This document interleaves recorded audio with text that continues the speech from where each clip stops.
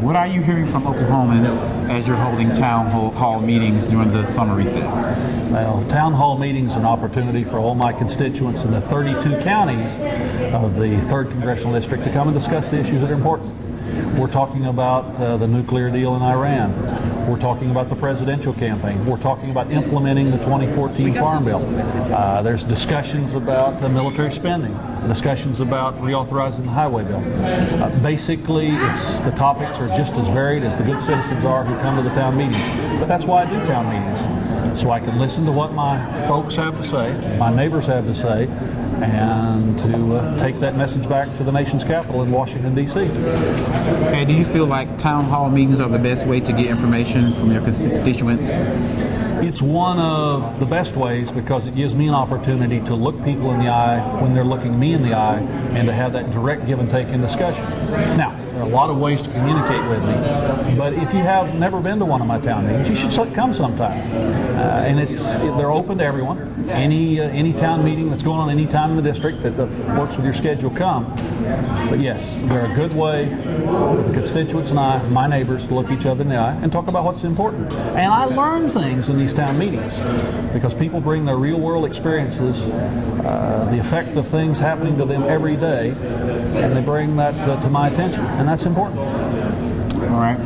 Do you and other members of Congress feel that you have enough information on the Iran deal to cast a vote? Yes, I think on the Iran nuclear deal, now I say that, there will be a debate in both the House and the Senate in September, followed by a vote on a resolution that most likely will be set up to reject the language. There may be new points that will come out in the debate, and I always reserve my final opinion until I've listened to the debate, the discussion, taking in all the facts. But right now, at this point, I think you're going to see a lot of concern in the United States House over the proposed deal. This is not a treaty. A treaty, as the Constitution defines it, is something the United States Senate would alone decide, and decide by a 2/3 vote. This agreement, this deal as the President refers to it, requires a decision by both the House and the Senate, a simple vote in both bodies. Should the House and the Senate reject the Iran deal, then the President most likely would veto the rejection resolution. That would require a 2/3 vote in both the House and the Senate to overturn that.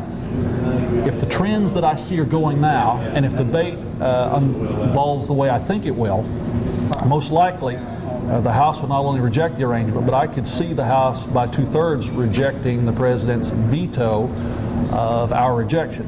But the Senate I don't know whether the 2/3 is there or not. So it's going to be a lively, very focused discussion, but that's the way it should be. Let every fact come out. Okay. Now, can you tell me what is the best thing about serving as Congressman for Oklahoma? Well, I have 750,000 constituents scattered around 32 counties. I get to spend a lot of good time with those folks. But I'll admit to you the thing that I really like, and maybe I shouldn't admit this, but I get to eat in a lot of wonderful restaurants all over northwest Oklahoma. Everything you can imagine, every kind of food you can imagine, and that's a wonderful bonus. Now, can you tell me what is the best way for anyone to get in touch with you that's in your district? Well, it's whatever is convenient for you. If you've got access to the internet, go to your search engine and look up Congressman Frank Lucas, and you can send me an email. And by the way, on my website, there's all sorts of information about the district, how to purchase a flag that's flown over the Capitol. If you've got a family member who'd like to apply potentially for an opportunity to be appointed to the military academies, all that sort of stuff. But go look up Congressman Frank Lucas on your search engine. If that's not convenient, get out the pencil and paper and write me a letter.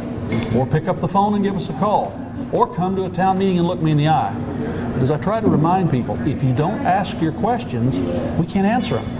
If you don't offer your input, I can't factor that into the process of casting votes on your behalf. So we need to hear from everyone.